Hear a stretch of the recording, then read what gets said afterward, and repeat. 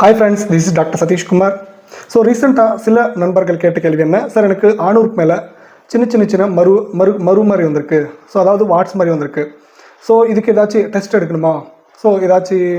Test எடுக்கணுமா சொல்லுங்கள் sir, சில பேர் கேட்டாங்க. ஸோ நம்மளுக்கு வந்து ஜென்ரலாக 2 டைப்ஸ் இருக்கும் ஃப்ரெண்ட்ஸ் வாட்ஸ் வந்து.